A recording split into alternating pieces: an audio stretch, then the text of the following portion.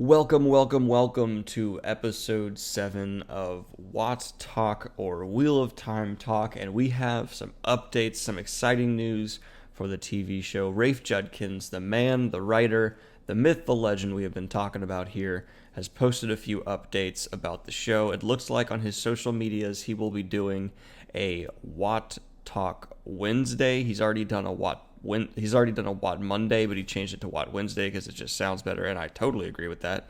If you're not following him on Twitter, it's at Rafe Judkins, and he's posted some interesting things, including two covers of two scripts. The first one, episode 1, being called Leave Taking, and episode 2 being called Shadows Waiting. This is exciting to see. It looks like they're already banging out whole episodes. We also have another writer's name attached to the second script, Amanda Kate Schumann, and he promises she was born to write Matt, and I am always excited to hear positive things like that. Rafe seems to be just a fun guy overall on his social media accounts, and after looking up Amanda Kate Schumann as well, she seems to have been killing it as a writer in her career. All good stuff. Neither of these people have anything like the Wheel of Time on their resume, but their stuff is so solid consistently, stuff I've personally been a fan of.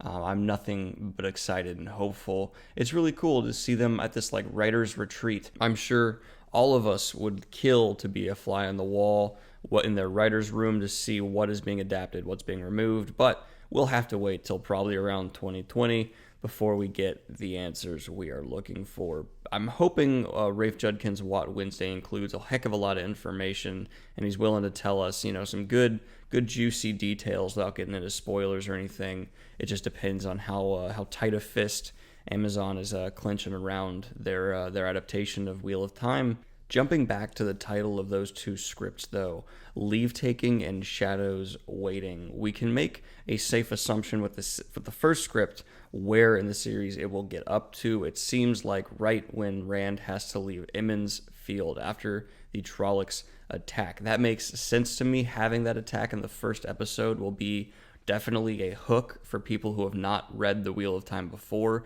It'll be interesting and intense enough, I'm sure, to retain a large audience. Really a smart move, and something I was saying back in the first episode of WoTTalk, I believe, or maybe the second. That's where I would want the show to really kick off its pilot. Well done. Applause from me to the writers already on there. And the second episode, Shadows Waiting, not entirely sure where that would end up. The title doesn't really tell us enough there, except maybe a little bit of tone, a darker setting already being kicked in, which maybe actually fits the first few, real sequences of the first book. It's not, the happiest-go-lucky first few chapters. There's a lot of dark stuff happening.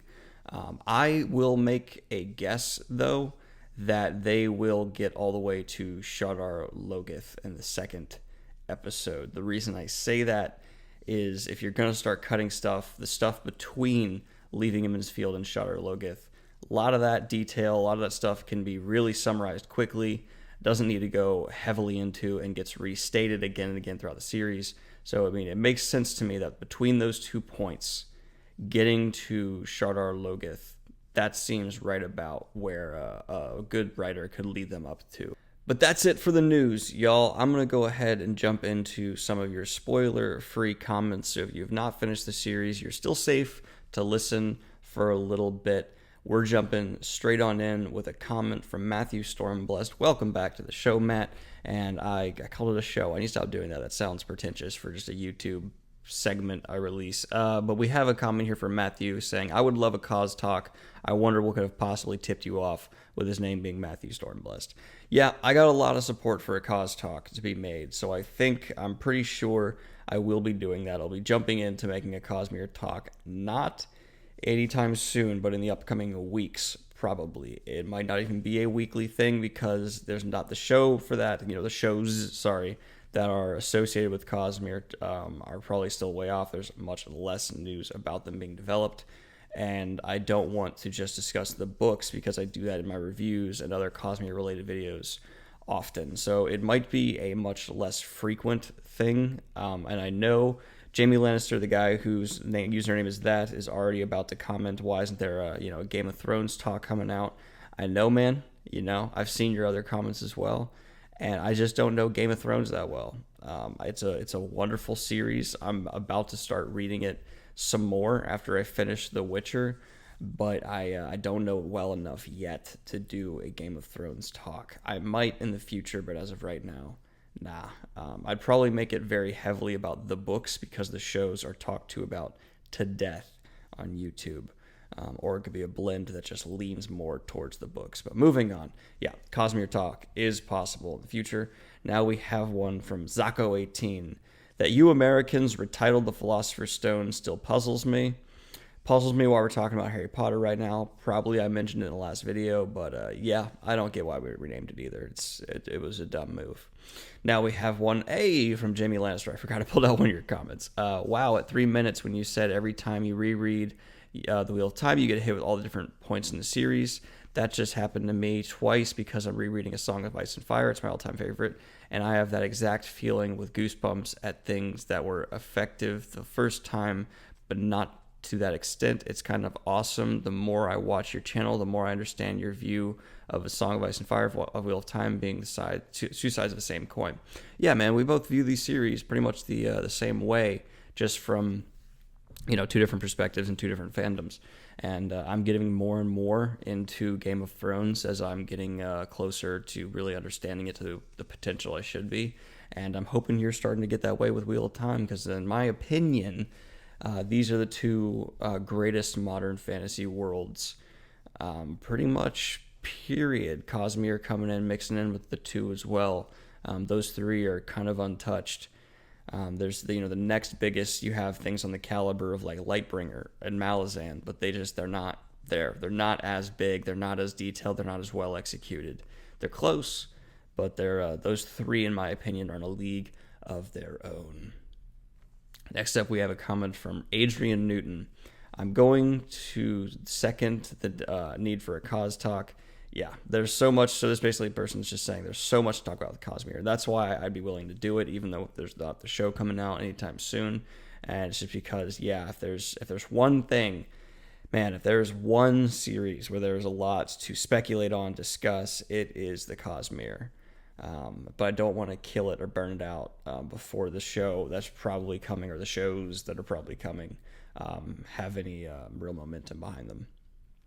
From Ben Gooman, someone mentioned making a Discord server. I have to say, I'd love a WoTTalk / just a general Daniel Greene Discord server, but I also understand that you don't really have time for that.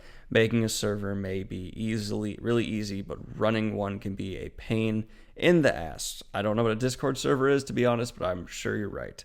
Discord is a great medium, just have discussion and really interact with the community, which is why I think it would be awesome. And if you don't have the time to organize it, if there's someone you trust enough who is part of the community, you could have them be an admin, but I guess I understand if you won't make one. Hey, if this is just kind of a general discussion thing, if you guys want a place to more consistently talk besides the comment sections, because I know the comment section can be really disorganized and you can't see everything very well, and the highest voted things don't really get seen. You guys are more than welcome to make a subreddit, and whoever makes it, I'm pretty sure, especially if it's been here, you can totally be a moderator of it. Have fun with it. As long as you just make me a mod as well, that'd be plenty great. I'd be happy to have that going. If there's any real desire for that, let me know. I know a lot of you guys are from Reddit, from when a couple of my posts on there in the Wheel of Time subreddit got upvoted quite a bit, and when I made that one post about being mad about my book reviews being demonetized after seeing Logan Paul not be demonetized for killing or videotaping someone who hung themselves. So yeah, that would be fine. I'd be totally okay with that. Just make me a mod as well, and let's just keep it civil. Let's just kind of focus on discussing the things we love, and that would be great. And if you love me, go ahead and discuss me as well. I guess I don't know. Just be as brutally critical as possible. Now we have another comment from Josh Saunders. Volume seems really low. My S8 is maxed and it's still hard to hear in parts. I'm horrible at sound mixing. I'm watching videos trying to get better. It's a gap in my knowledge I'm working on. I have I'm sure you guys have seen it in my other videos, this Yeti microphone. I didn't even know what gain was until recently, so I'm working on it, fixing it. It's getting better. If you notice, like my last video I did, father versus son with my dad, we were just, kind of a little discussion for about an hour. My volume, my sound was just terrible. Well, my dad sounded great, and that's because I somehow faced the wrong portion of the microphone towards myself. And I even was wearing headphones and was like hearing it, and I thought it sounded great, but apparently when I came in, it was awful. So that was entirely my bad. And the final spoiler-free questions from Wally West again. Love hearing from you, Wally. Wally? I thought Wally was W-O, so what's W-A? I don't know, I'm dyslexic as shit. WoTTalk has become that thing where I play it and just eat my breakfast. A great way to spend my morning. Thank you. That means a lot. I appreciate it. I hope I can be a part of your breakfast. I'll come record it live with you while you eat one day. We'll discuss what you're eating. We'll make some Two Rivers, some Two Rivers scrambled eggs. It'll be wonderful. Now, there was a lot of people responding to the question I posed to you guys last week, and that question was, where, if you had no powers at all, where would you want to be dropped in the Two Rivers? If you were dropped in, right before the sequence of events that happens in the series, where would you want to go? Would you want to try to help? Would you want to just be safe? Where are you thinking? And this is another comment from Ben, the guy who brought up the Discord server. He had a really good answer. And it's also mild spoilers here. I don't think anyone got into super deep spoilers. So if you haven't finished the series, I would say if you're not at least midway to 2/3 of the way done, I would be cautious moving forward. Proceed at your own risk, because I haven't thoroughly vetted them. I read these all yesterday, so I forgot how detailed some of the spoilers are here. But jumping on into the mild spoilers from Ben Gur. Oh, is that an R? That's an R. I mispronounced your name, man. It's Ben Greene. I don't know. It looked like an M because I'm sitting a little bit back from the screen. Damn it.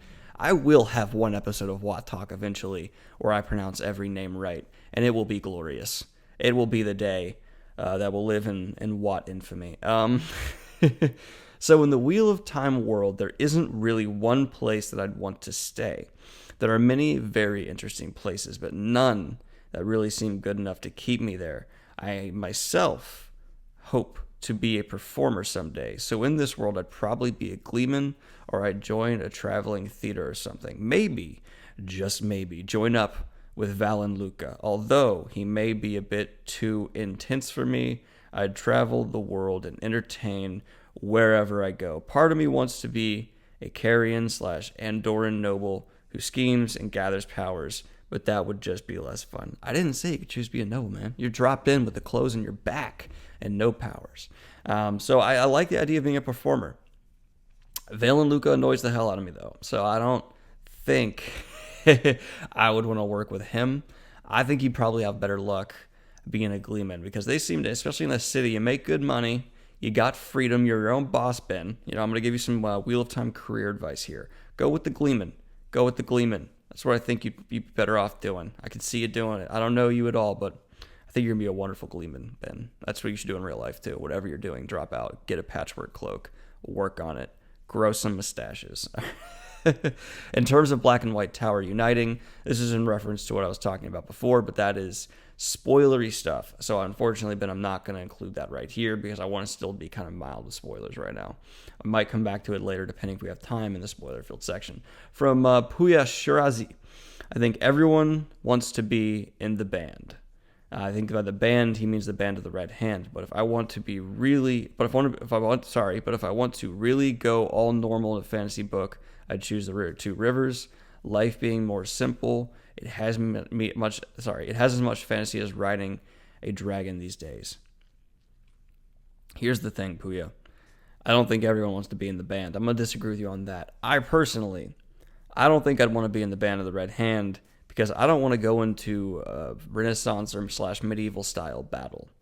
That stuff is terrifying. If someone comes at me with a sword, I and most other people, if not everyone in this comment section, would probably just shit and die.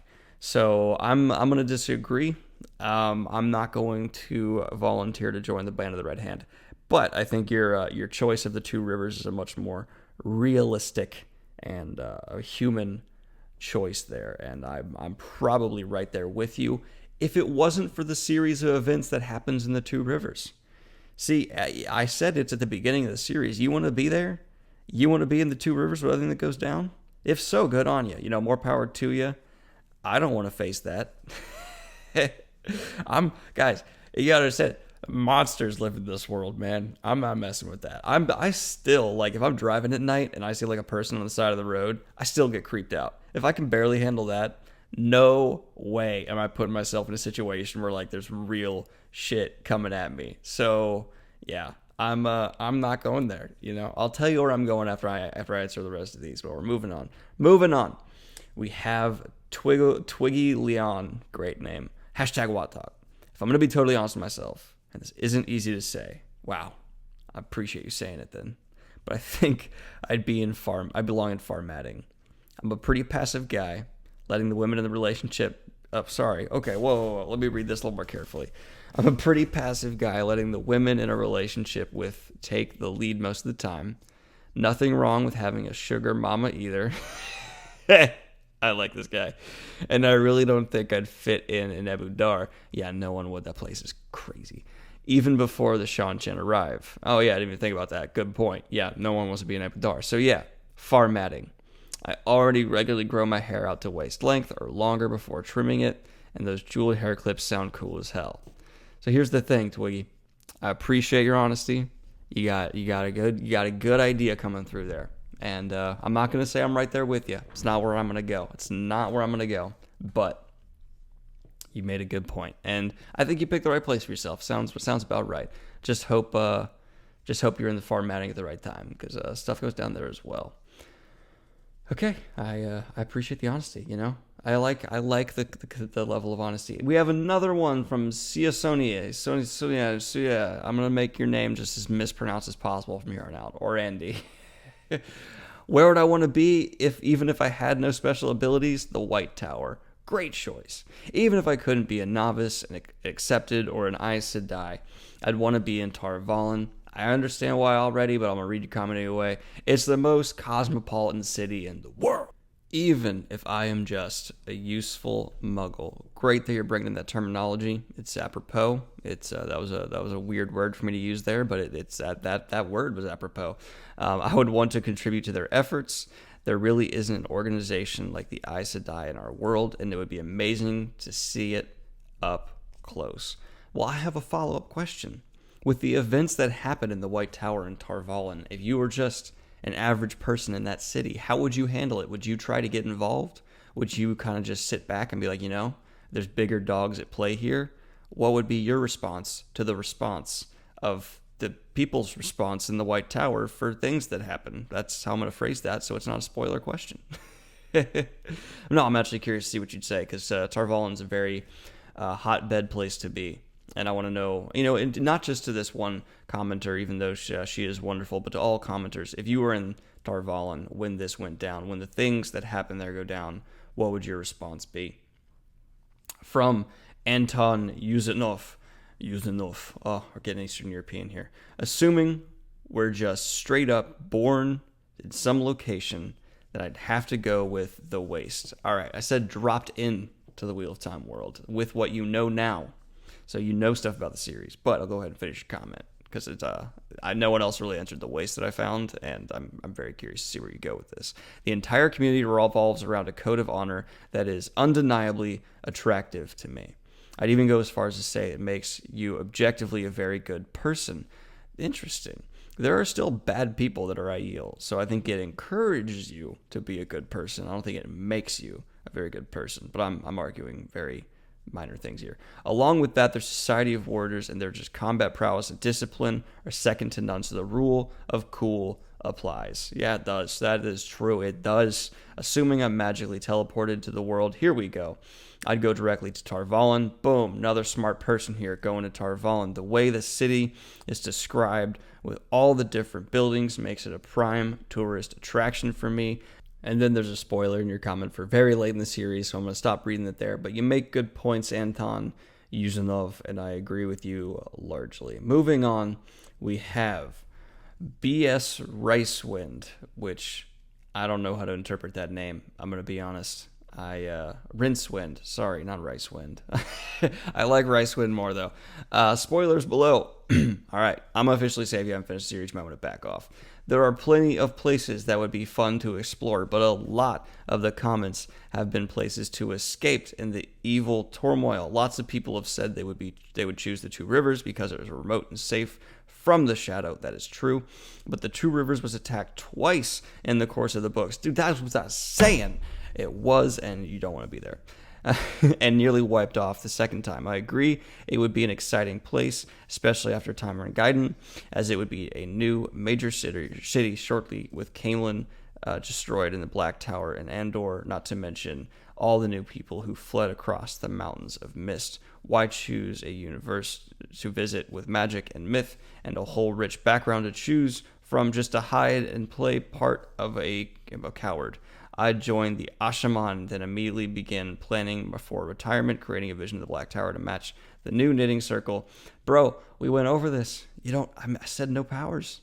I said you just dropped in. I don't get why people just reject that part of what I'm saying. Because that's the whole, everyone, if you have powers, is going to be like, all right, White Tower, Black Tower. I was trying to create diversity and responses. But whatever. Okay, fine. You go to the Black Tower. You find out you can't channel, they kill you. No, I'm kidding. Failing that, I'd join with the Aiel in the wetlands and police the Shan-Chan, keeping them from capturing any more channelers. Love the show, Daniel. Keep it up. I love you, but also I don't think the Aiel would let you join them. That's kind of their whole deal. I don't know what you look like. Maybe you look like an Aiel. If that's the case, boom, you get right in. But they aren't exactly open to outsiders. That is seen several times when people try to mimic their ways. They're not exactly, I would say, hype to see the mimicry. They're not hype for it. From Smile Lol Man Dog Bro, hashtag WoTTalk. If I was just dropped into the Wheel of Time, I'd like to be dropped into the Two Rivers. We got more Two Rivers coming in. But like before the story begins, that seems like the safest, most peaceful place to be. Do you forget what happens in the story?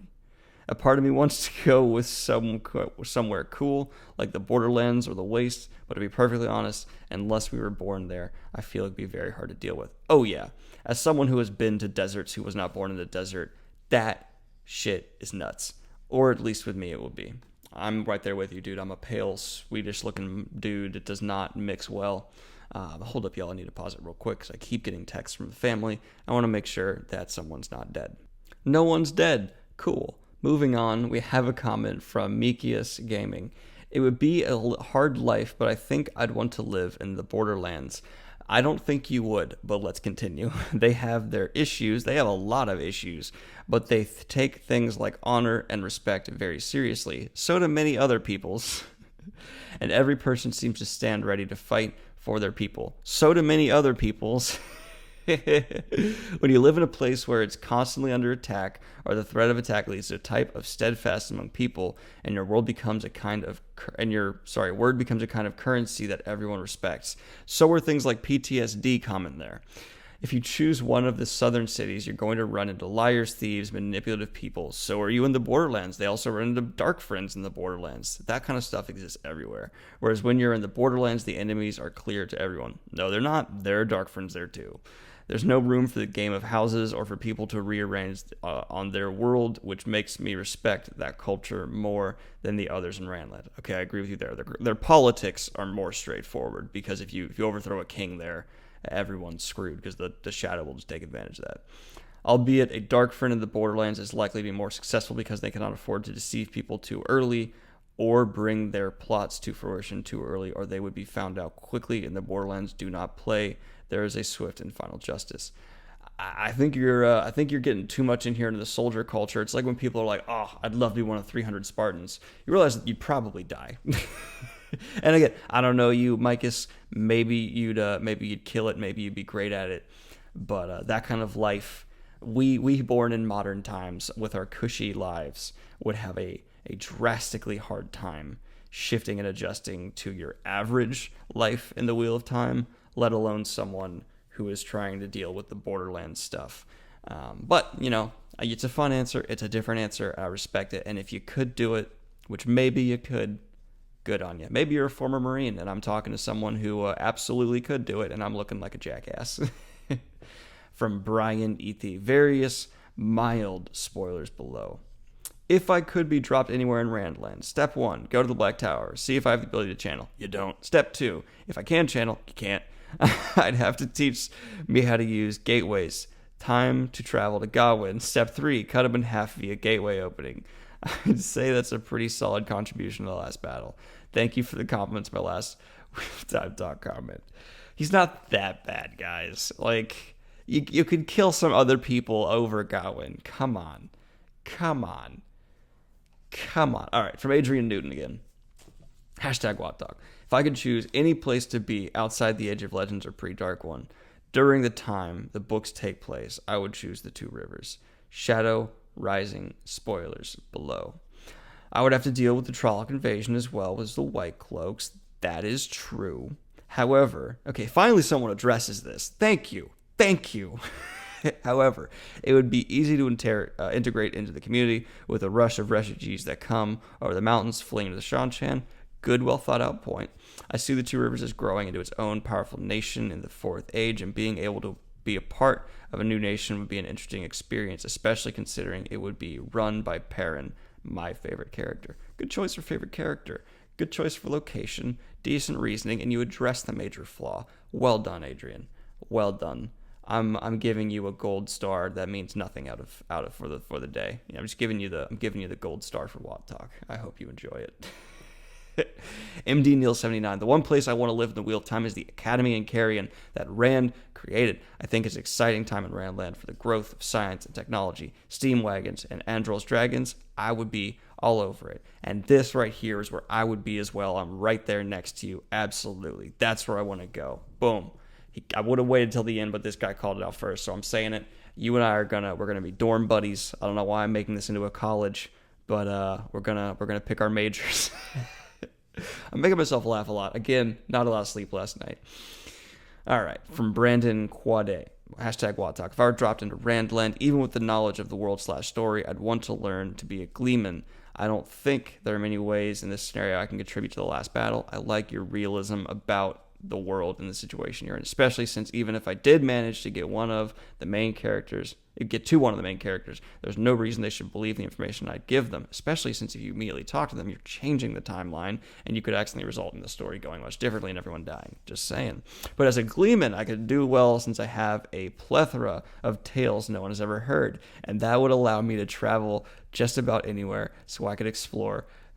Are you going to steal, like, Star Wars? Are you going to be like, here's a story of a child born on a desert planet whose father...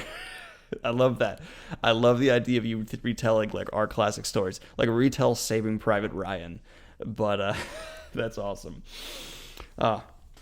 Okay. That's like the actual, like, best thought out career path someone has done in a comment. You're like, I'm gonna steal stories. I'm gonna plagiarize.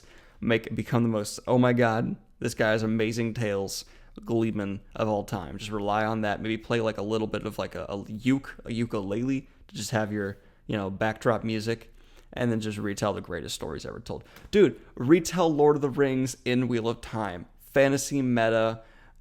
We're reaching new heights here across the board. And we're going to end with the longest response, and honestly one that when I read it yesterday, it stuck with me. I respect it, even though I have some problems with it. From Olafsson.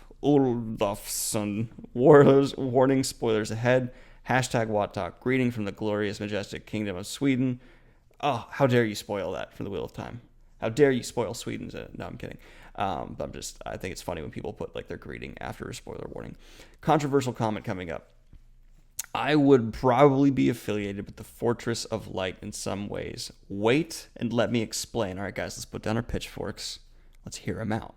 And perhaps you will understand why that is. The Children of the Light ironically suffers similar treatment as the Red Aja, namely that we as readers too often experience their actions through the eyes of others, and usually victims at that. Thus, it is not hard to understand why they receive such hatred and dislike. Now, I'm going to have some issues with here right off the bat, Olaf. Yes, but also no. Like, yes, but no. Because we do sit in their shoes a lot and see them do horrendous things. And with the Reds, we hear about and meet other Reds that are doing good things. I don't think we ever meet or hear about Children of the Light who are legitimately helping a situation until much later on. But I'll let you finish. I'll let you finish. It is easy to forget that the children objectively and their very... Sorry. It is easy to forget that the children's objective and their very reason of existence, finding Dart friends and rooting out evil and corruption wherever it may be found, is largely justified. Whatever you may think of them, their devotion and adherence to said purpose is simply admiring. But they're led by a dark friend.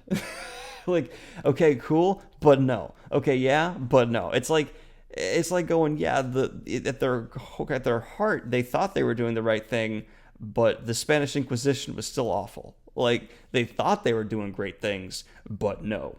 But I'll let you finish. Now, I am the first to say that their manners are going about... Sorry, and now I'm the first to say that their manners of going about doing this is sometimes unwarranted, and that person within the organization oftentimes are filled with too much zeal or corruption or the shadow or being led by the very thing they're hunting. Still, I am of the opinion that the Wheel of Time universe will be a much darker place without them. Utilized correctly, you said the typo, Olaf, come on. Utilized correctly, they serve an important role. I think Pedro Nile, Guillaume, oh my god, Bornhold, and the Galadriel Madrid symbolize this role. Furthermore, I think the White Tower's undercut manipulators deserve to be questioned, and that the Children of the Light serve as a good balancing force to just that. Thank you, Daniel, for all your hard work. Thank you for your comment. Even though I disagree with you, it's a good comment, and I appreciate it. I respect it. I'm giving you I respect it comment, because it's a risky one to put out there. It's like the person who defended the Red Aja last time, but I don't agree with it this time. But still appreciate you. I appreciate the comment. I appreciate you putting your neck out for us. I just hope you don't mind me taking it off. All right, so now we're going to go ahead, guys, and jump into the spoiler-filled comments. Not much of them. I think we only have, two, maybe? Yeah, two. Because people were really focused on just responding with where they'd want to be dropped in the Wheel of Time. Okay, from Arch, wouldn't the Shan Chan start leashing men? And there was a couple responses to this. Man, my tongue is fat this morning. Now, I don't think that the Shan Chan have the tools yet to leash men. We see one of them. It depends on whether or not they have captured a Aes Sedai who can make these kind of tools. God damn it. The word is escaping me right now. You know what I'm talking about. If they could, probably. If they don't, or they don't get one, I doubt it. No. Interesting idea. And they'd have to, sorry, I don't just mean one who can make them, one who can make them and knows how to make the specific ones to capture, to leash men. It would be a, experimental process. And unless they get someone who's as good as Elaine, I don't think so. But that's just my 2 cents on it. Good question, and one that probably deserves some more discussion overall.